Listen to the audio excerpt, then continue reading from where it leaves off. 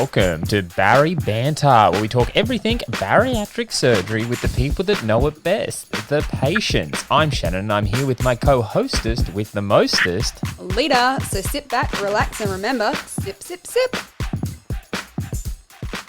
I must say that's a first. We're just getting ready for this podcast. We've had our guest for today sing the alphabet. So we could get the audio ready. Oh, that's quality. We need to kind of crop that out and put that into the episode.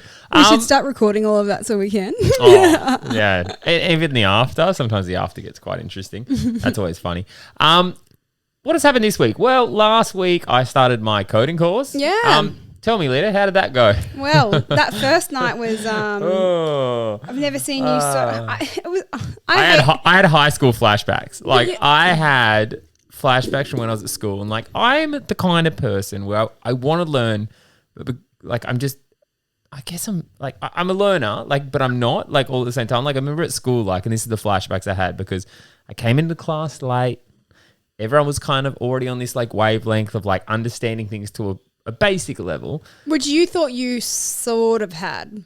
No, I never because you thought were I had watching it. the YouTube No, I was literally videos. I just want to. I want to learn from the start, and coming in later, I kind of was oh no, I'm behind already. I can't catch up, and that was school. I remember sitting in school and being okay, today. You started today from is the back of the class and you just couldn't get to the front. Well, I always said today's the day I'm going to learn because I always wanted to learn. I just never felt like I could, and it was always I went into class and I was okay, today I learn. Oh, butterfly. I'm behind. Shit. That was always my thing. So I'd be watching the class and I'd be oh, I'm going to learn this. I'm going to learn this. Absorbing. Distraction.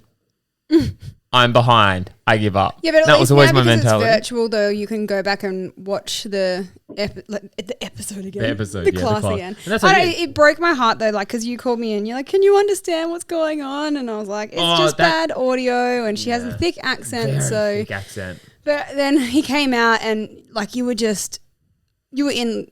I've never seen you like that before. You were I reckon you were close to tears because you were so frustrated. And I was I don't know how I can help you.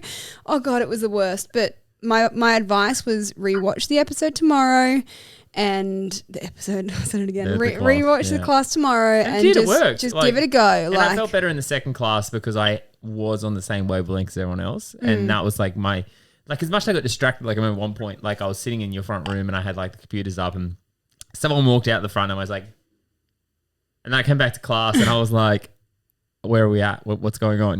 But it took a second to kind of comprehend what we were back to. And I think that goes to show, and I was thinking about it today when I was working, I was thinking, I think that shows my mental maturity, especially. I think what has come about because of it is the running situation, because I've kind of comprehended nothing is easy. If you expect it to be easy, it's not going to be easy. Yeah. So even with the running and stuff like that, it's I understand now if I want to get really fit, I need to work towards it. It's not just going to happen tomorrow. And I guess with the education side of things, I've understood that because I fall behind today, doesn't mean I'm falling behind forever. No. It just means I need to work a little bit harder to catch back up. I just need to put the hours in. I need to put the work in. And that's kind of where my head was at. And I'm well, that shows a lot because once upon a time I would have just given up. I would have just been I'm behind. You know what you need to do? You need to get the class as just an audio so that you can run and listen to it, almost like a podcast. Sick. Yeah. I wonder if you could do that. Anyway, that's a trainer. Yeah. Talking about running, my piece of advice is don't go for a 3K run moments before you're about to sit in a garage. You're sweating. I am so hot. I'm trying. Yeah, I know, right? No, I'm trying to get back into my running, and I finished work and I was okay, I've got half an hour. I was I'm not going to push out to 5K because that's going to really, be cutting my time too short. I'm trying to cook dinner before Bari Banter tonight as well. So I was I'm just going to go for a 3K run. Went for a 3K run and I'm literally wiping my sweat moustache off. Guys, don't do it. You're running is evil. Oh, I hate that word.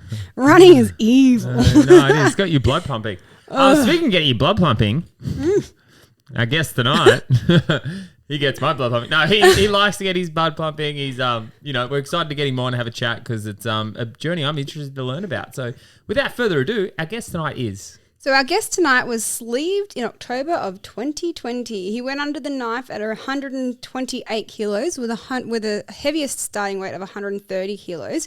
He's since managed to drop 40 kilos, but correct me if I'm wrong because you filled out the form a little while ago. He's gained his confidence back and he's really started to live.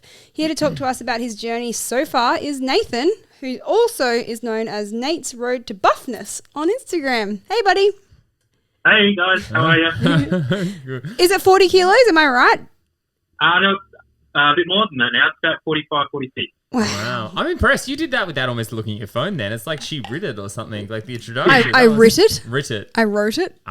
Pretty sure that's Australian English. You need to go back to school, Shannon. Yeah, I failed. Either way, you have changed your handle though, haven't you? Because you went from NGS _ weight loss _ loss _ You changed that because of the underscores, didn't you? Like, yeah, I did. Yeah, I had it as it was a weight loss journey initially to start with, and that part of things is over now. The weight's plateaued, so it's now the road to buffness now. I'm not gonna lie, should have been Nathan's journey to a thick jawline because you are killing it with that jawline, brother. Yeah. So. This is just totally deviating off the questions that I've already written down, but like, so you're happy with where you're at the moment. You're maintaining now. You're not still trying to lose weight or anything like that. You're happy with where you're at, and you're just trying to get buff now, are you? Yeah, pretty much. I mean, I've been plateauing since probably a good few months now. So it's almost spot on a year that the weight stopped dropping.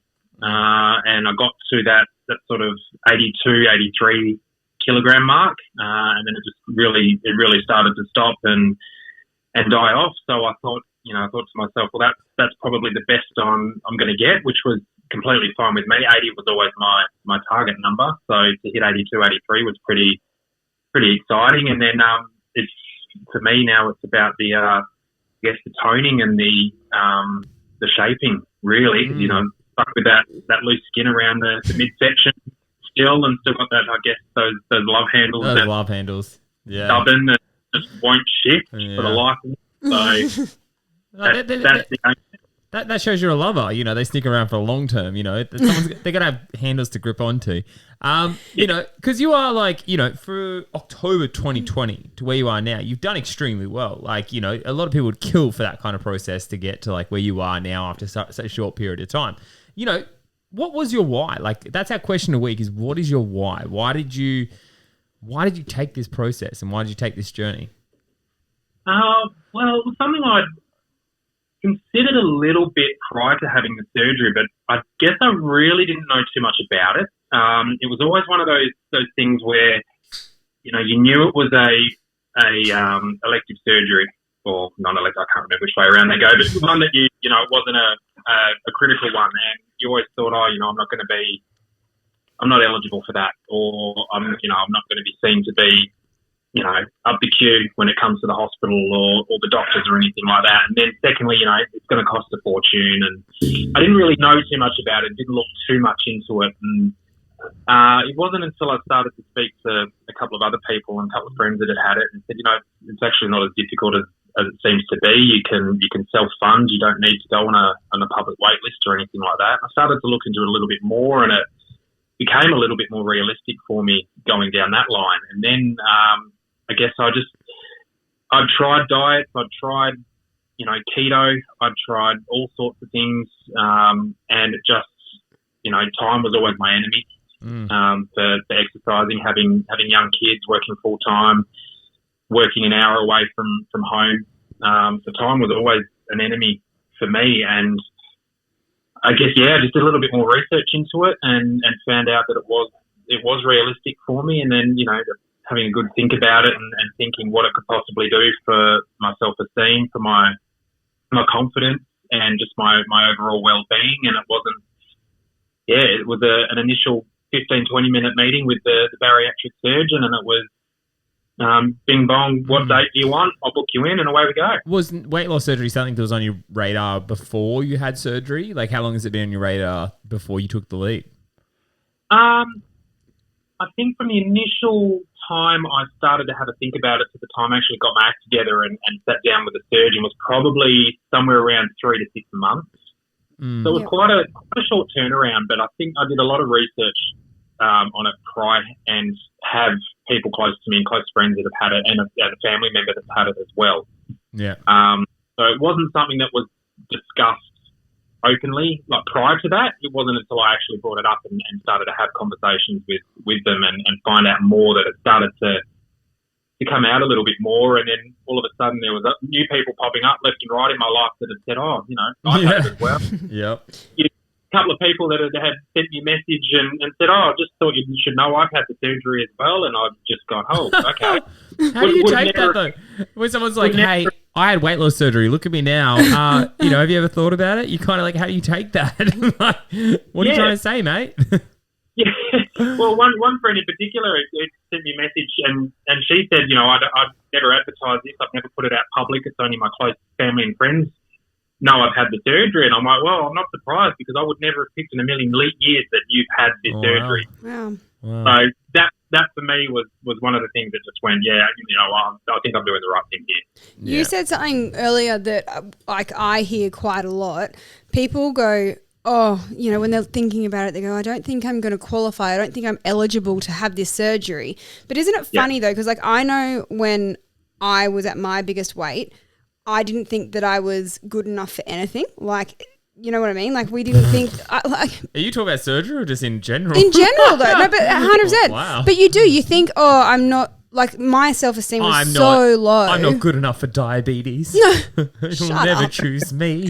No, but you know what I mean? Like we had this like whole idea in our mind that like, you know, I can't do this, I can't do that because we're limited by our weight. But then the minute that somebody says to you, oh, why don't you want to have, like, have you ever thought about weight loss surgery? You're like, oh no, I don't qualify for that. Mate, I was 127 kilos. Like I'm pretty sure that, and I could hardly walk because I had bad knees. And like, I'm pretty sure I qualified for it. But like it was so ingrained in my head that I was like, oh no, I'm not good enough for that. I won't meet the criteria. Is that because you kind of didn't assume you were big enough to be eligible?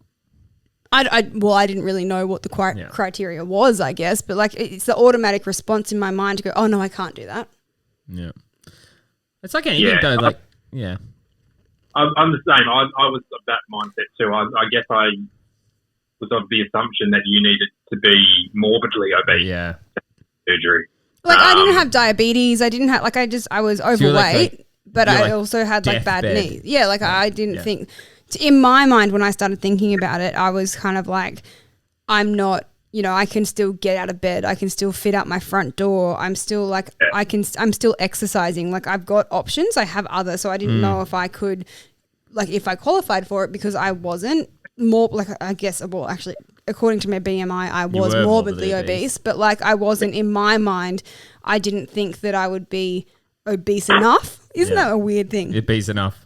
I didn't know if I was big enough to qualify for the surgery. It's the same as like I remember I applied for The Biggest Loser and I wasn't big enough for that. Man, I was morbidly obese and I couldn't even make it on The Biggest Loser. That's total sidetrack. I didn't know that. Wow. Oh, yeah, I know, it's fun fact. I've been with you for wow. Did you were you a skeptic of weight loss surgery when you first heard about it? Like, did you go through that? Like, I know personally, I went through that whole phase of kind of, oh, I don't need that. I can do it by myself kind of phase. I am a very stubborn person by nature. You a Capricorn? Yeah. No, Libra. Yeah. Continue. I mean, it's just male. Yeah. Yeah. So, and just ask my wife; she'll tell you that straight out. But, so I was, probably that thought that I can do this myself. And I had a bit of success on keto previously. I think I lost about 12 kilos in 2 months.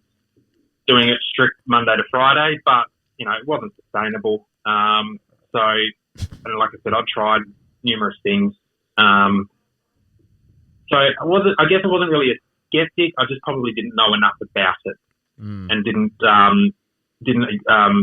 researched it leading up to the surgery, leading up to my initial consult with my surgeon. But prior to that, I probably was one of those people that really didn't know anything about it at all, what was the level of you know, the procedure and the results from it afterwards. And so leading into surgery, did you have goals that were specifically about just the weight loss, or did you go into it being like, okay, I know that the weight loss is going to happen, and did you set yourself other goals outside of like weight related goals?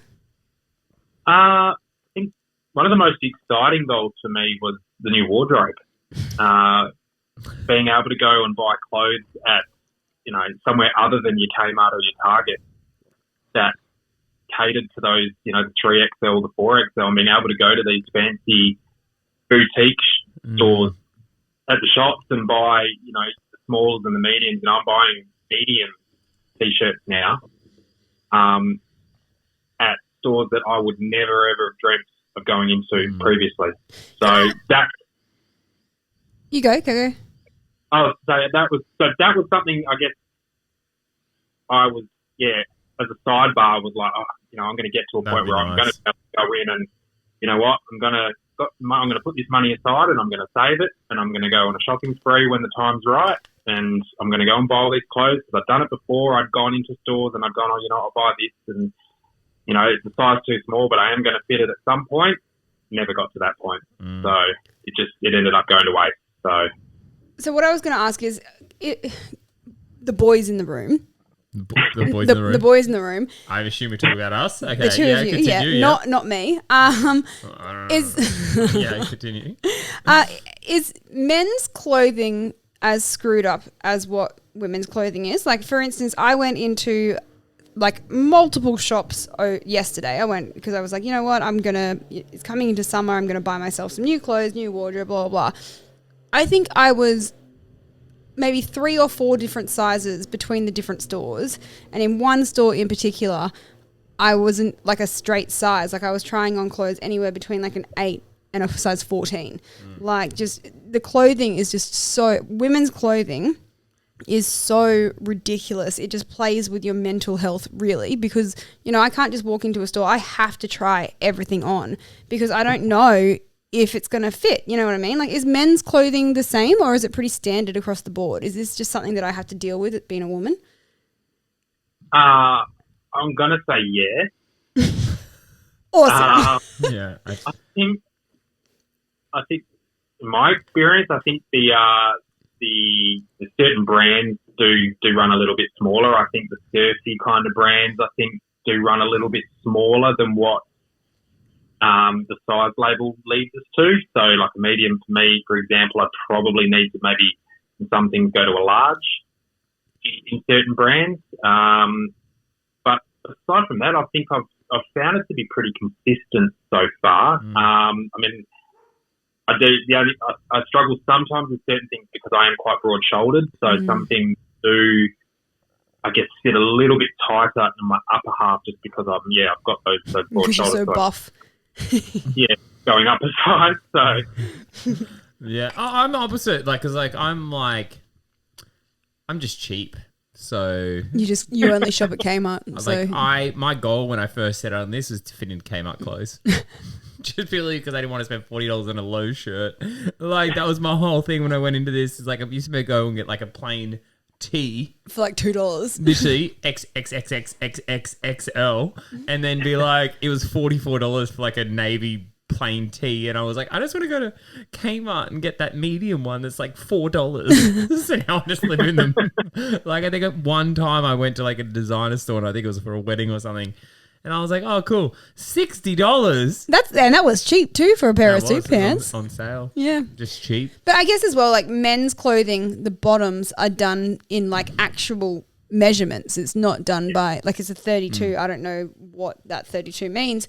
But a size 12 in women's clothing doesn't mean that I'm 12 centimeters across. You know what I mean? It's such a different world. It's just, anyway, that was just a random question that popped into my head because I experienced it yesterday and I was like, well, this sucks. I've gone from a size 8 to a size I think that's a girl 14 issue. Yeah. in a matter of seconds. No, literally, I'm if I'm a medium, I can be a medium at everywhere 20 kilos apart. I'll squeeze into that bad boy whether it likes it or not. Because something Alita led into earlier, and it was talking about kind of non weight related goals leading in weight loss surgery. I was getting a briefing on the podcast when I was having my shower today, and she was talking about how you've gone out and you've you're really active. It's not just weight, because when you change your handle to buffness, I was like, oh, okay, so he really enjoys the gym. No, he does this and this and this and this. Did you ever see your life evolving to what it is now? Like, because you seem quite active. Because like, you you're out swim, there, you like- play tennis. Yeah. Like, you obviously you're trying to get buff and ripped and all that sort of thing, I'm guessing, because of what you changed your handle to. Yeah, I mean, as a kid, I was always an active kid. I always played sport. Was never, I mean, you know, we're going back 37 now, so going back, 20, 25 years now, gaming wasn't a thing, the internet wasn't a thing, none of that. So I was never one of those kids. I always was involved in some sort of sport. I played tennis at a pretty decent level as a kid. I played basketball all the way through till I was about 16. Swimming was a constant thing. So I was always an active kid. And then I think it just sort of got to that terrible high school age of about 15, 16, 17 when the bullying kicks in and life takes a turn, and then all of a sudden, before you know it, you've left high school and you're a few years out in the real world, and you've gotten so down and depressed, and you hated school and things like that. And that's when I started to see that the weight started to slip on. Go on. I think it was probably from that time of leaving high school and getting to sort of about that mid-30s where it was, I guess, downward spiral, I guess, is probably the best way to put it as far as my weight went. And I think it was just an ingrained thing in me that, my self-esteem wasn't great, my confidence wasn't great. I had a good support network around me, my wife and her family and eventually kids as well. But, it got to the point of no return, really. So, I mean, as far as activity-wise goes, always an active person. I could get up and play any sport I wanted to at any given stage. I was just limited in how long I could do it for. And yeah, how old are you, Nate? Just out of curiosity. 37. 37. Do you coach basketball as well? I used to, yes. I was a state basketball league coach over here in WA for about 10 years. Because doing your thumbnails for the podcast today, I was looking and your before photo was like you standing there like screaming on the sideline of a, and I said to you, She's a very passionate supporter. your daughter's out there playing. You're like, do you know what's funny? Stephanie, my brother used to get play to the on ball.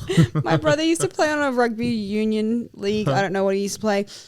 One of the ones where you kick a ball. Balls, yeah. yep. And he had a person on his team that was overweight, and his mum used to sit on the sideline, or she'd run up and down the sideline and she'd be like, think of there's a Big Mac at the end of the field and you run for it. You run for that Big Mac. And I was like, oh my God. Like, that is so traumatizing. Like, you're the only overweight person on the field and your mother's standing there being like, eat the Big Mac. Go for it. Like, oh my God. She's not going to get bullied at all. That's a terrible one.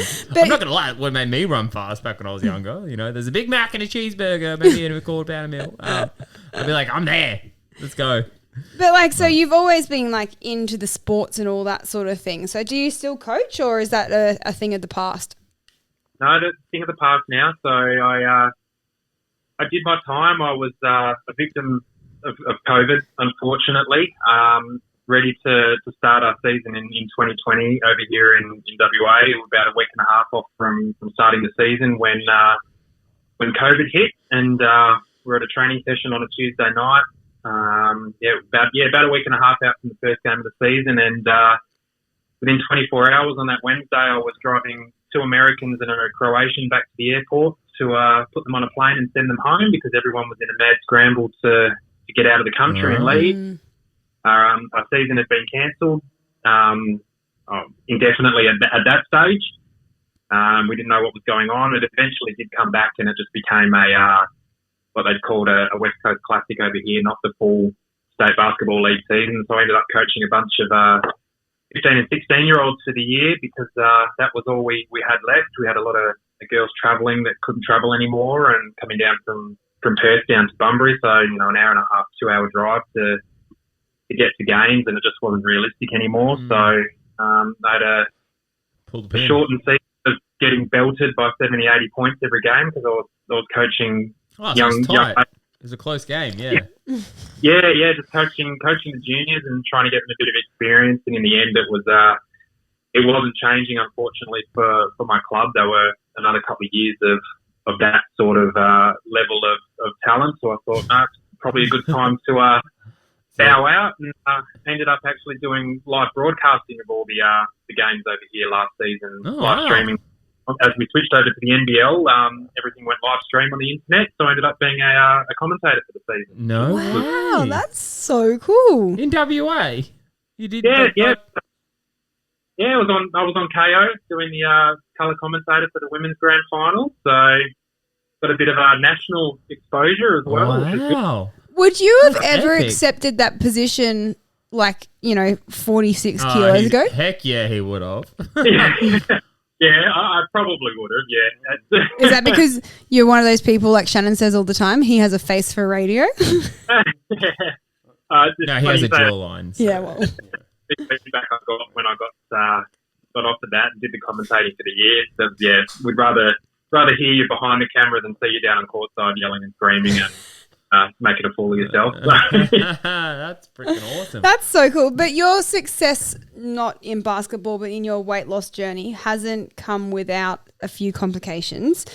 On the operating table, you had some form of complications. Do you want to talk to us about that? Yeah, so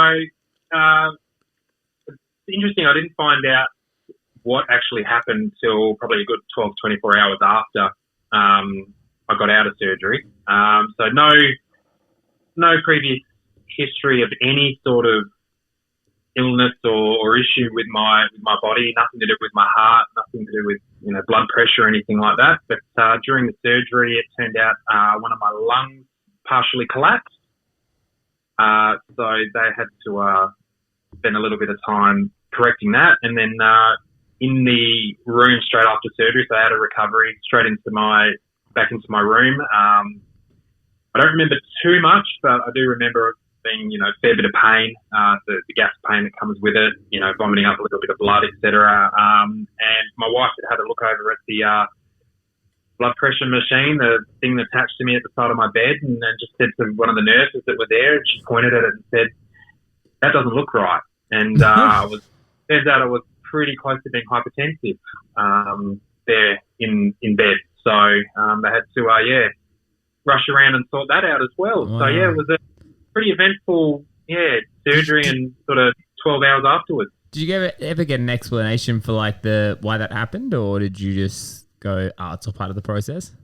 Yeah, no, it was just one of those things. They went and did some scans afterwards, and I had to go and have that delightful iodine drink and get the diathermy and go and have some scans afterwards and check it all out. But no, I think it was, I was just unlucky. Because you had the same thing, didn't you, Lee? It's like where someone, they nipped a thing and you had overheating after surgery. It was they just cut to where you're apparently, look, I'm no surgeon and I don't know very much about anatomy at all. You say that so often, but I feel like maybe you are. Yeah, I'm just come to me for your gastric sleeve, guys. I can do it. I have a garage.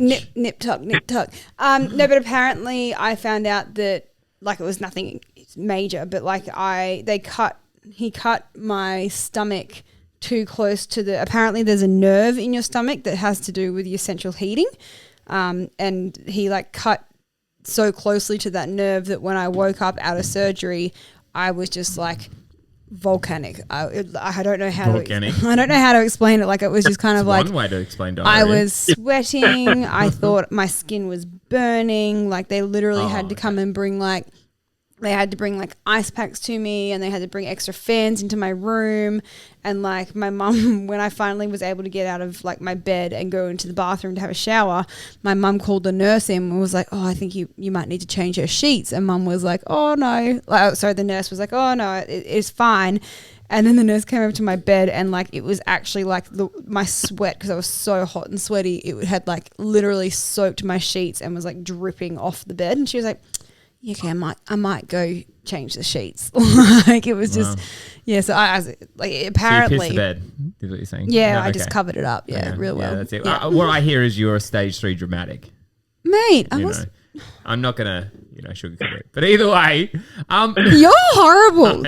I'm not liking this whole call each other out on the podcast anymore. I know. We went through this 8-week process where she was calling me out. Now I'm like, you know what? I'm gonna be a little more ruthless with you, just because I'd be so nice. What's involved with it? If you don't know the answer to this, because you're not a surgeon either, but what's involved with a collapsed lung? Like, is there any sort of implications afterwards or anything, or was it just kind of like you couldn't breathe? In other words, have you had any complications prior, after surgery? Prior, not prior. Yeah, because of it. No, nothing at all. So whether it was minor or it was, when they say partially, really it meant that there was minimal effect or minimal damage. But I mean, after that, I wouldn't have even known.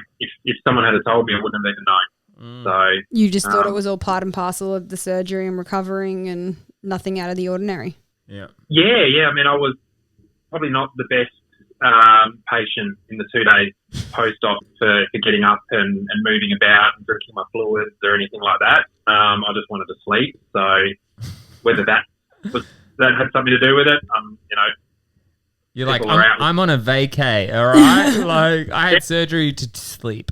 Leave me alone. Yeah. Well, I mean, people brag about being out in the day, and I had the nurses saying, "Come on, you need to get a move on, and you need to start drinking because you need to get up and out of here." And I'm just like, "No, just leave me alone. All I want to do is sleep. I just want to just kick back, connected to me, and you're making me get up and walk, and you're making me sip this apple juice, 20 mils this every 20 minutes or whatever, and just bugger off." You're like, I've got kids and a wife at home. I just want to be here and sleeping. I'm on private healthcare's money right now. All right, exactly. I'll be here for 6 days. I expect 3 meals. Exactly. Keep it coming. Yeah.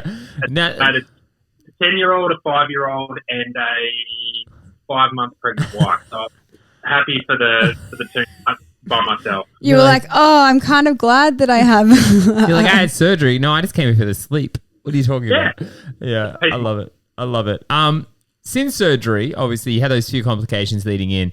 What has been your struggle? What has been your focus after surgery, to kind of make sure you keep on track with? I think the visual for me has been the biggest driver. Looking at myself and seeing noticeable changes. For me, that's been the biggest thing that's kept me on track. I try not to weigh myself as often as people do. Not trying not to weigh myself every single day and getting discouraged by the scales only dropping a couple of 100 grams or maybe going up a little bit on any given day. So I really wanted to focus on the visual aspect, and that tied back to the new wardrobe as well. Seeing size drops in shirts and waists, and the numbers in my waist dropping as well. So those 2 things were probably the biggest thing for me, keeping me on track and knowing that I was going about things the right way. Obviously hearing it from people as well, and bumping into people that I hadn't seen in a long time, and the good old phrase, "We barely recognised you. Didn't even know it was you." Yeah. If I got that, I knew I was doing the right thing and things were going the right way. So yeah. So and then for me it was getting out and getting back into sport as well. Once I got the all clear after about that 8-week mark to get out and start doing things again. So first thing I did was pick up my tennis racket and play tennis, and I went down and just joined a club near my house and got out and had a hit, not an overly strenuous one, but was out there for about 2 hours and just walked off and went, you know what, I would never have been able to do that 45 kilos.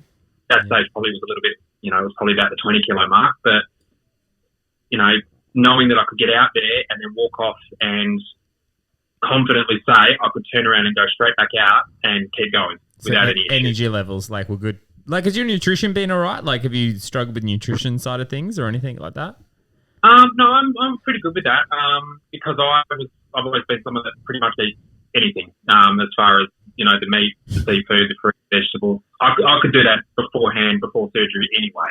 So I didn't really have too much of a struggle with, the liquids or the purees or anything like that. I was pretty lucky in that I got given, a decent amount of recipes, and my dietitian was really, really good in helping, mapping out exactly, the things I should be having at certain stages and giving me a lot of options. And again, I was just lucky that I'm not a fussy eater, not a picky eater either, so I was quite comfortable with all of that stuff and progressed the stages as they come along, and now to get to that stage where, I'm probably back at eating, 90% of the things that I ate previously, with some exceptions that I've made that conscious decision not to have anymore and cut out completely and not go back. What are they? What are you cutting out? Like, bread's the biggest for me. Yep.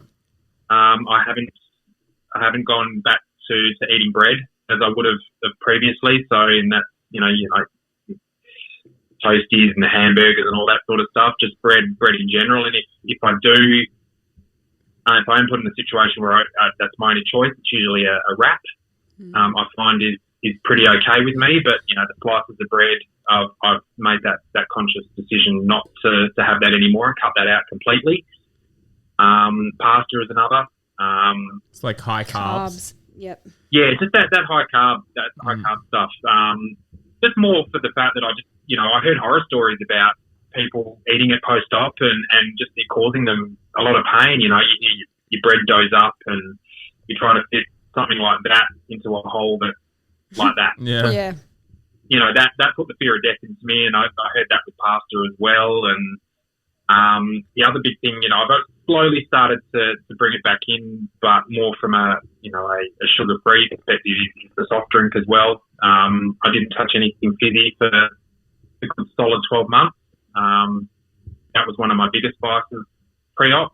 But at the moment now, I can handle something like dry ginger ales. That's really my go-to at the moment. Not even the sugar-free Coke or anything like that. I haven't even bothered. Pepsi Max was my biggest vice pre-op. That was my go-to, and I could knock a 2-litre off any given day of the week without fail, and I haven't touched it since. So those are probably the 3 biggest that I've made a real, conscious effort and really being strict on myself that I won't go back to. Yeah, I feel like we need to create a PM, like, I don't know, PM Anonymous, like Pepsi Max Anonymous, like, because like in the bariatric community, that was our thing, wasn't it? It was like I had a PT once tell me, drink as much Pepsi Max you like, 'cause there's no carb, there's no sugar in it, mate. It is full of crap. Like looking back at it now, like that was my thing. Like I had bourbon and Pepsi Max rather than water. Like Pepsi Max was the basis of my diet when I was morbidly obese, and it was because someone told me drink as much of it as you like. like. Drink as much as you like. Yeah. Like go high. There's something about it that just ticked the box. Yeah. Oh, sweet. It quenched my thirst. Like I could not go by without having a bottle on the floor next to the bed. Yep. I'd find waking up in the middle of the night. Oh, I'm a bit thirsty. Pepsi Max is right there down the hatch. Really? Yeah. Oh, it was the same. I used to drink that like by the liters. The liters. Like I would go to the fridge and rather than looking at water or anything else, I'd be like, before that it was milk, and then it became Pepsi Max, and because someone was like told me, like a PT who is like the professional was like, drink as much as you like. It's no. So for me, I'm like, it's as good as water. No, it's not. Yeah. It's terrible. Guys, if you drink a Pepsi Max, stop. It's full of like sweeteners. It's full of crap. It's going to make you want more of it. Like it is terrible. It is acid for your stomach. I'm listening to an audiobook at the moment whilst I'm running, and there's actual teams of people in those massive corporations who sit down, and they're like scientists who know how to trigger the brain by using certain chemicals in order to make it so that you crave that particular thing more. Like I never knew that. Like I just thought someone went, that tasted good. But no, there's an actual science behind triggering a certain chemical in your brain which makes it. And like, that chips are made. There's people out there who like as in potato chips, they sit there and they have a cruncher meter and they actually like fill the bag of potato chips with different kinds of crunchiness so that every chip that you have is slightly different so that you're never satisfied after. Because like, you know, Oh my God, research marketing actually works? No, but that's not even research marketing. That's just like chemical reaction in the brain. It's doing something and then seeing how you respond to that. That is research marketing. Like that is literally going, Coca-Cola is renowned for that. Well, like, that was the company that they were talking about. Yeah, but they are. Like that is literally like they will go, this crack on the tin spends these parts of your brain this way. Yeah. Which is better than this way. Like, so they literally will change the way a can opens. It's not market research, it's psychology. Well, it is. 100% what it is. But like to the fact that like, so they use the example of like if you've made steamed broccoli, the steamed broccoli. The crunches, that isn't right. You get over it after 3 pieces of steamed broccoli because there's no like excitement. It's just like, yeah, another piece of broccoli farmers. What are you doing? Research market. Like I'm the opposite because I love broccoli. I could eat broccoli until raw, cooked. Don't care. I'll eat it. But like, there's actually people out there that are like, in a packet of potato chips, there's a percentage that has a certain amount of crunch that's crunchier than the rest of them, so that your brain goes, "Oh, that was something different." Broccoli? Like it's in potato chips. Oh, okay, sorry. They needed to have broccoli. I got sidetracked. I was ADHD. Oh my God. No, because I was like, they've done it with broccoli. That's what they need to do with broccoli. They need to bring it to the 21st century. You can't make. Anyway, moving on. Can't they? Mate, they could genetically modify beef. I'm sure they could genetically modify broccoli to make it more appealing to the human brain. We'll start having broccoli chips. Delicious. Your biggest thing, like since surgery, what has been your biggest change? You had to sum it up to one thing. I have to easily would have to be my confidence. Just talking to people, and just my general nature in being around people. I was never really, always felt like I didn't fit in. So I always felt like I was, that fat guy, I guess, is probably the easiest way. And, a lot of people have said to me post-op and since I've had the surgery, we never really thought you were that big or anything like that. But I always felt like I was treated like I was. I didn't fit in with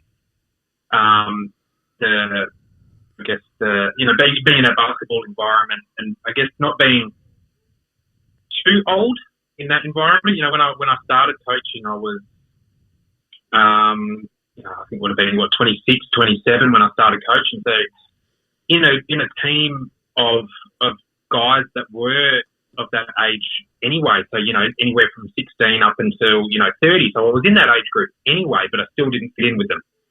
I never, I wasn't, because I wasn't an athlete. I didn't do what they did. I looked different to them, and then in turn I ended up acting different because I knew I didn't fit in.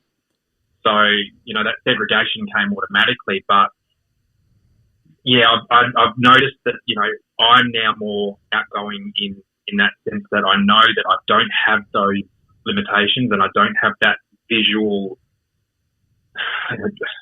what's the word, visual, I guess, handicap is probably, not a great word, but it's the only word that comes to mind, that I guess I fit in a little bit more because I'm not bucking the trend. I'm not the overweight guy anymore. I'm not, limited in what I can do. I can do what everybody else can do now when it comes to the physical activity. So that's really changed my mindset in how I interact with people and associate with people. And I've just found generally, the new clothes, the change in body shape and everything like that, it all culminated into just having a lot more confidence and self-esteem in myself. And that, it's resonated with my family and with my wife as well, is that all this whole time is you are a different person. Yeah. I love that psycho evaluation of yourself. Like you can like literally sit back and be like, this is the person I was. Like I self-conscious about certain things in my personality, feeling like I need to be a certain person to kind of fit in. Like, and that's kind of what you're Yeah. saying, and we all get that. Like, I'm exactly the same. Like, I remember like being the bigger guy with my friends, and they always got the girls, and never got the girls, and that creates a certain like kind of blockage in your brain where you feel a certain way about certain situations going forward. Like, you know, when like my best mate hooked up with the girl I liked, that then later on created insecurity that like, you know, I was never going to be good enough and blah blah blah. So like having that hypersensitivity to like certain psychology parts of your brain where you kind of go, you register that like, I do this because of this is a really powerful thing, because it kind of like now makes you appreciate like, you know, I appreciate that I go into a situation and I'm not feeling limited by this person's acceptance, you know, and that's kind of like what you're saying then, like he's going into situations and being able to just go, you know, I'm enjoying this moment rather than feeling like I need to be accepted by this person. Is kind of like where I'm going. Like, because like when you were saying that, then I was like, I feel in the same way. It's like you're feeling like this, you know, because of previous experiences, you're feeling like you need to be accepted by people, and now you kind of go, well, now I just feel like I could just be me, and they're going to accept me if they like me. Yeah, spot on. I mean, it's a crappy way of dealing with it and living like that. You know, you look back and you go, it should never been like that. Like you should never ever not be accepted for the way you look. I mean, I was just in that environment where I was amongst athletes, so you know, straight away I didn't fit in because I wasn't an athlete. It didn't matter that I was a coach, and you know, it didn't matter that I was telling them what they needed to do, and they had to listen to me, and I was, I guess, you know, the senior, and you know, they're under my guidance, my direction. It didn't matter because you still felt like you weren't accepted. You kind of felt like they'd be like, yeah, well, coach, show us how to do a layup instead of telling us how to do a layup. Like, you know what I mean? Yeah. Like, yeah. Yeah, exactly right. And I mean, I'd do it, but I'd be dead afterwards. Yeah. And I'd be puffing and panting, and I'd have sweat dripping, and I'd be, keeled over and whatnot. You know, you wanted to get involved and do drills and get out there and actually demonstrate. Because, and lead by example. Yeah. It's one thing communicating, you know, and directing players where to go on court. So, you know, at this point you've got to be here and you need to do this, you need to throw here, pass it here, etc. You know, I could step out and actually show them how to do it, but I feel like that social like acceptance is never going to change. Like I know, like personally, like going through the whole process of like running, you know, doing parkrun 5K, you go, oh, when I run sub 30 minutes, I'm going to be accepted in this category. When I run 25 minutes, I'm accepted in this category. And you never feel like I ran like sub 20, like sub 19, and there was always like people that were like more elite than I was. Or then you also go into the opposite though, like people go, oh yeah, no, but you run that, you can do that easily now. No, but like the thing that changed for me is I got to that like sub 19 minute mark, and the thing that changed is I stopped caring for that acceptance. And I think that's kind of like where you're going with, you need to develop, like, stop seeking, like, I guess, acceptance from others and start realizing that sooner or later you need to just start appreciating what you can do. You know, because like that was for me, like when I like, if I'd have kept chasing that acceptance, man, I would have been like, oh, I'm running sub 14 minutes and I can't beat Usain Bolt, you know, like, or, you know, what is it? Kachobi, you know, I need him to accept me. Otherwise I'm not going to be happy, you know? So there comes that point in your whole, I guess, like journey where you kind of go, sooner or later you need to start accepting and appreciating what you do, you know, and it's so hard to do when you're bigger because there's this overwhelming, like, I guess, like the world is overwhelming you with just how much you need to be accepted for that you can't put your mind towards one thing, you know. So when you start like stepping into this world of just like, you know, I'm going to do this and I'm going to be good at this, and then you go, I appreciate what I can do, you kind of slimline your process of mental like acceptance of just, I'm happy that I'm there, you know. So I don't know, for me I think sometimes it's like not so much about what you're doing but more what you're mentally processing. I think my mindset's very much changed from previously. I would have been trying anything and doing anything I wanted to do to try and fit in with that group of people. Like it was just that was my, you know, aside from my home life, that basketball life was my life for a very long time. 2 nights of training a week, up to 2 games a week. So four nights a week, I'm in that community and involved with these people. And I got to a point where I was just so desperate to fit in with that group and get entrenched in that. And I think that's why I really pushed hard to get up the coaching ranks, because once I got to a head coach, I was kind of like, well, you know what, I've proved myself. I've made it. I'm now in this. I'm now in. I'm in. You have to accept me. I've made it now. Yeah, I've reached that level. And then since finishing up and post surgery and now not being involved in that, coming into games and doing my commentary, I walk in half an hour before a game. As soon as the game's done, I pack up, I get paid, I walk out the door. I don't care. Yeah. I've walked out of there and gone, you know what? Normally I'd be sitting hanging around post game for half an hour to an hour, talking to people, or trying to make small talk with people, or people that were talking to me that I guess felt that they had to talk to me because of who I was and what level I was at. And now I walk out and going, you know what? I really could not give a crap if anybody as I'm walking out the door. Mm-hmm. I've come to the realization that pre-op, I tried to be someone that I wasn't. Now post-op, I'm happy. I've got my confidence back, and I've kind of seen a bit of a light and gone, you know what? The majority of these people weren't actually friends to begin with. They were more acquaintances. And I walk out of here and not say a single word to them and not even look them in the eye, and I would be perfectly happy with how the night has gone and that I've done a good job, and that'd be it, and wouldn't even give it a second thought. So that's been a really big shift in what my confidence has done for me.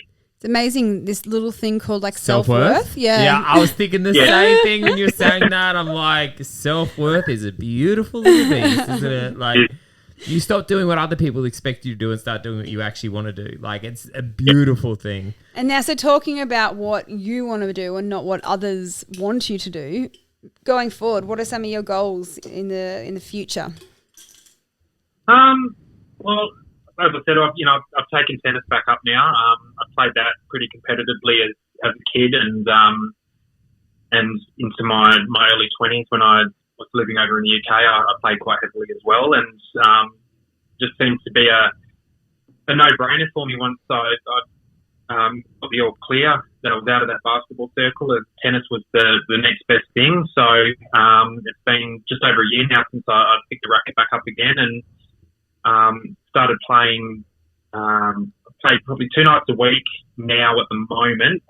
One night just socially with the people amongst the club, and then another night is pennants competition. So out and about playing other clubs in Perth at a pretty decent level through proper Tennis West accredited tournaments, which is really good. So for me this year, I think I want to get into more of the tournament side of things.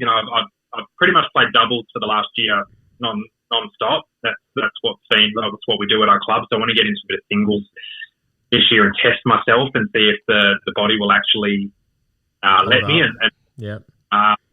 It struggles a little bit sometimes when it's quite hot. Had a tournament, a mixed doubles tournament back in, I think it was end of November, just gone, and we played, I think we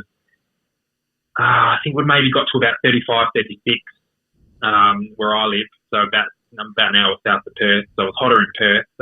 So we had to, sort of take a break, was there all day. Got through it, I was okay, a bit worn out, run out of gas towards the end, but, come midnight, I was not well at all. Stomach on, that's enough, on the toilet for about half an hour just because the stomach was cramping like no tomorrow, and it was just a sign that it was, you spent too much time out in the heat today. I don't think it was hydration or anything like that. So that's probably, I want to get to the point where I can stay out and play longer and not have to worry about it. Have you found any limitations with the whole sporting side of things with like weight loss surgery? Like, have you found anything that you could do before, or something that's holding you back because of weight loss surgery? Just the stamina, really. I mean, I was always someone that could pretty much get up and do any sport with no issue. You know, not an unco or anything like that. I didn't have 2 left feet. You had hand-eye coordination. It's a beautiful thing. It had eye coordination. I think there wasn't too many sports that I couldn't really do. But it was just always the stamina for me. You know, I'd loved playing basketball, but you know, 1 or 2 trips up the court, and that was it for me. I'd need to sit down. So that was really the only thing that really ever held me back. You know, the sore back afterwards, the sore knees, of course, as well, that came with it. But stamina was the biggest thing, and that now is not even an issue. You know, I play my 2 hours pretty, you know, at a decent pace and a decent speed. And putting in a pretty decent effort for a couple of hours and walk off and go, you know what, I could go back out again. Who wants to go? But has there been anything like restriction-wise, like obviously having weight loss surgery that you've gone, oh, that wouldn't happen now if I didn't have weight loss surgery? Like, you know, hydration, nutrition. Has there been anything that you've gone, that's holding me back? Not really, no. I think I don't know. I think I was, just pretty lucky in that there wasn't really any limitations. No, it's a great answer. Like, that's probably the best answer you could give is like, you don't need a secret answer. It's like you literally going, no, you know what? Weight loss surgery has given me more than it's taken away. Perfect answer. Because I feel the same. I feel the same. It's just given me a lot more energy, a lot more stamina. I haven't really noticed too much in the knees or the back or anything like that. Probably because they weren't great beforehand anyway. And I do need to go and sit with a chiro and just get manipulated like you wouldn't believe. It's called getting old, mate. Yeah. I fix my knees, fix my body. It's getting old. Can you crack something? Thank you. It creaks in places it shouldn't now. Yeah. Yes, exactly. And as soon as you have kids, it just goes downhill as well. Oh, something to look forward to. Thanks. So we're going to look forward to seeing you in the Australian Open in a couple of years' time. If there's a seniors tour, maybe. Impressive. That's impressive. What would be your top tip? Like, I want to hear this. Like, going, like, you know, for a newbie just entering this process. You know, what's something that you would have heard when you first set out on this process? You hear that old common cliche, which you guys have probably heard a million times as well, is I wish I'd done it sooner. I try not to listen to that because it's so obvious and it's so relevant that it's just, you know, we all, you know, hindsight 2020, we wish we could have done things a lot earlier or a lot sooner than we had of. And this is certainly one of them. So I try not to use that because it's, you know, everybody's in the same boat when it comes to this sort of surgery. You wish you'd done it 10 years, 20 years prior to when you'd actually done it. So the biggest tip for me is, I think I'm going to put it down to my self-worth, my confidence, my self-esteem. That is just, for me, it's done a complete 180. And I think there's a lot of people that, if they're not sitting on the fence, they're probably might be a little bit hesitant, but in going through with the surgery. But if they, you know, they are on the fence, not 100% sure, I can 110% categorically say that my self-worth and my self-confidence and my self-esteem has gone through the roof since I've had this surgery. It will for anybody that's thinking about it as well, that's on the fence and isn't sure what they want to do. I can 110% say that it will improve without a shadow of a doubt. Well, I think it's a double-ended that, what you just said then. Like, yes, it's for one category, the people leading into surgery being like, you know, you don't understand what it'll bring to your self-worth. But secondly, I think the people who are pre-op, be self-aware of your self-worth. Like, be self-aware of where you're at mentally. Because I think that's one thing you do really well is you're not just growing, you're appreciating the growth. You know, and I think that sometimes, like, you know, we can look at the scales and be like, well, that hasn't moved. But your life in general has moved, you know, like your self-worth has improved, you know, because you probably, you're probably stalled for 6 months. Is that what you just said earlier in the podcast? You were saying like you've probably just been like at the same weight for about 3 to 6 months. Yeah, about that. And I won't say stalling because you look like fucking awesome. Like, so, you know, it's not stalling, it's just you've hit your goal and like you've started like evaluating other aspects of your life, you know? So it's like sooner or later you need to start going, hey, the weight defined me in a certain way. what's beyond that? Like, what is it that I'm going to take like value away from? And I think that's for you is like the self-worth, like appreciation, not just for like how I look and how I feel in society's standards of physical, but like appreciating how far I've come in that aspect of like just being like, I used to sit in this situation and feel like I need to be accepted by others. And now I'm sitting in this situation being like, you know what? I'd rather be at home with my family. You know, like this situation brings no value to my life. I am happy with where I'm at. I'm going to go home, spend time with my family because I don't need you guys to accept me to validate my own life. You know, it's a powerful situation. Yeah, absolutely. It's not driven by the number that you see on the scale. Yeah. And people often get misguided by that. And that's something that I've, explained to my wife as well, who's, she's 8-9 weeks post-op now, and said to me the other night, the scales haven't moved too much in the last few days. I said, yeah, but you're now you wore that pair of shorts the other day that you couldn't fit into previously. So that's your win. Yeah. You might not have lost anything on the scales, but you just put an item of clothing on that you have not worn in, I don't know how long, years. And so take that as your win. Don't take it to scale. I love that. I love that mental approach. One thing that I think that I wish now, hindsight is a wonderful thing. I wish that I had have done, like talking about the whole like confidence and mental growth and all like self-worth. Like I know that like one thing that Shan used to try and work on me a lot when we first met was just like the person that I am now compared to what I was 3.5 years ago is just a completely different person, like in confidence wise. And as cliche as it sounds, I wish I had have kept a journal of how I felt after different situations and how I felt like, each day, because even the way that I talk to myself internally is so different to what it used to be 4 years ago.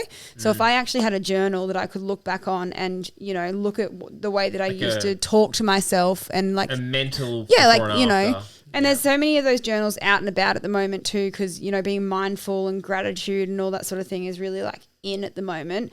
But like, I kind of wish that, sitting down and talking, like putting what I thought about myself from my head onto paper so that, when you are having those mental days where, the scales aren't moving or your clothes are getting tighter again, I could have reflected back on it and gone, wow, just the way that I talk to myself internally is just so different. So different, yeah.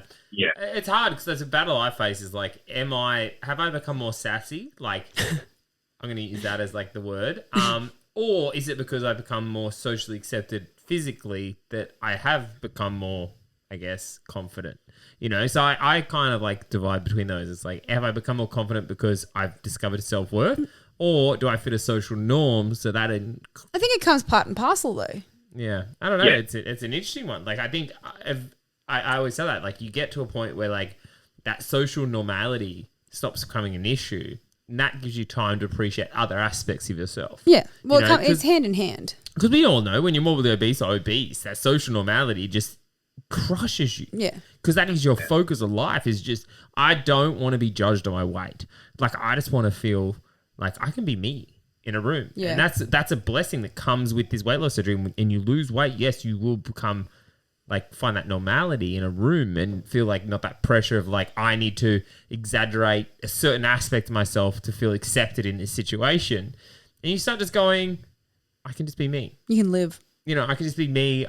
I don't need to leave this situation and feel like that person thought I was awesome. No, you can leave that situation and be like, I feel like I'm awesome. So, that's all that matters in this situation. Yeah. I think those social norms I don't think are ever going to escape. Never going to go away, regardless whether we're pre-op or post-op. I think that's just how the world is at the moment. And we're always going to be seen to be one or the other. But, another win that we should always be taking post-op is just, someone coming to you and saying, wow, you look fantastic. Just the little things like that. Someone you haven't seen in a time that says, I barely recognise you, or, how good do you look? Hey, the scales haven't moved in a couple of days, but you can still get those those are the wins that you take. And, I don't think we're ever going to escape that, that skinny difference. One or the other. we're always going to be viewed as that. I don't think there's ever a normal. It's one or the other, but just those little things that help build up the self-confidence and the self-worth. If it's just that little bit of feedback from someone that you haven't seen in a long time that says you look fantastic, scales may have plateaued for the past week, but if someone can recognise that you've done something and you made a difference to yourself, take it and you run with it. Yeah, it's that external validation thing too. Like people are going, "Oh, I can see your success," but I think I just thought in my head as you were saying that, like this is how you evaluate where you're at in your weight loss surgery. Is you go to a nudist beach. Do you feel self-conscious? Then you need to work on your self-conscious. Like, you know what I mean? Like, I would feel self-conscious getting nude in front of random people on the beach. Exactly. So you're not as confident as you think you are. You know what I mean? Just awkward. You care what other people think. That is my okay, next week we'll do the podcast naked. Okay. No. I would do it. I think that's a failed message from you, basically saying you'll get your gear off in front of anybody. Yeah, well, I understand. Everybody knows. Shannon loves to get his kid off anyway. For me, I'm like that, because I remember going through that phase of I feel great about myself. I've lost all this weight. Like, I feel self-confident. And then someone would be like, oh, what's under your nose? Why are your eyes like that? I think my whole message is don't focus so much on the physical. Like, yes, you will hit a point of just social acceptance because then people aren't going to be like, you've been grazing a good paddock and, all that kind of fat terminology. Yeah. And then you get to this point where people stop commenting on that. You need to then focus on what's beyond that. If you keep chasing those comments, when people go, oh, what's wrong with your eyes or what's wrong with your nose, you will never be happy. You literally end up in this plastic Barbie doll and be like, well, they still commented on now I look too plastic, and you will keep chasing that acceptance through physical. So Shannon's top tip is go to a nudist beach. Go to a nudist beach. If you are at a point where you can go to a nudist beach and feel comfortable because you don't care. You actually don't care what other people feel. You feel good in that situation. You're mentally getting to a point that you just should be just I'm happy where I'm at. Yeah, but I can stand in front of you and be happy. I don't want a stranger to see it. But we need to work on that, obviously. That's going to... I think we're way off topic. Way off topic. Either way, thank you for everything you brought to this whole conversation. I'm also going to say, great influencer. You influenced your partner into having weight loss surgery. That must be that's an NSV right there, isn't it? Well, hers was a little bit different in that she was actually going in for breast reduction. She's quite top heavy. Has been trying to get this done for a while, and there was a bit of back and forth with the hospitals over here and getting it through Medicare, and Medicare didn't really see it as an essential surgery. They saw it more as cosmetic. The breast surgeon over here, saying no, we've presented everything. It's definitely not cosmetic. Got it all signed off, got it all approved. Until it turned out that she actually would have been too high risk to have the surgery and would have run the risk of her nipples being detached for too long, would have been quite close to them having necrosis, so losing them. So the breast surgeon actually said, you know what I want you to do? I want you to go and have a gastric sleeve. Wow. And I want you to come back to me in 12 months after that and we'll do your breast reduction. So as much as she wasn't keen on it. That's crazy. She wasn't overly keen on it, but it's about 9 weeks post-op now. 13th of November she had her surgery and she's just ticked over 20 kilos gone already and is already down a couple of times. So join us next week as we talk to Nathan's wife on Barry Banter. Wow. We want to shrink your titties, go for some weight loss surgery. I had never heard that as a reason for having weight loss surgery. That's crazy. Well, we'll definitely have to get her on at one, maybe not quite 13 week or 10, however far out she is. But she's down to a solid B cup. Once she's had a reduction I expect you to give us the the update of the message. She's down to a solid B cup, so she can come on Barry Banter now. Oh, I think she'd love a B cup. I think that's a little bit out of reach for her, but no, you're like, I don't want a B cup. Oh gosh. It worked well for her as well, which is great to see. So she's a much more pickier eater than I am, so it's a little bit more of a struggle in feeding the both of now that we've got two decent eaters and one little one that's coming up to solid full time now as well. So that's a bit of a struggle for us is cooking for us, where I can eat anything and she is very limited in what she eats with a lot of sensory and texture issues. But the surgery itself has been really successful for her, and it's put her on the path to the surgery that she really, really wanted, being the breast reduction. So wow. Yeah. Well, Nate 2.0, we might get you back on with your partner because it sounds like a whole nother topic, yeah. We can do you guys can breast analysis each other. But either way, thank you for coming on, sharing your process, sharing your journey, because I've enjoyed it. Yeah, it's been good. Enjoyed it. So anyway, guys, if you want to reach out to Nate, where can they find you? They can find me on Instagram. My handle is Nate's Road to Buffness, all one word. We'll pop it in the comments. Will be next week, Nate's journey to a solid jawline. But, either way, if you want to reach out to Nate, we'll put the handle in the description below. Make sure you do it because show the guests some love, because it takes a lot of courage to come on, share your process, inspire others, and yeah, we love it. So thank you very much, Nate. Absolute pleasure. Guys, that is another episode of Barry Banter. Well, yes, that is another episode of Barry Banter in the books. We hope you got a little something from that one. Head on over to Facebook or Instagram and check us out, or go to baribanter.com where you can watch past episodes, give us feedback, and let us know who you want to hear from next. We love you all, and as always, please stay beautiful.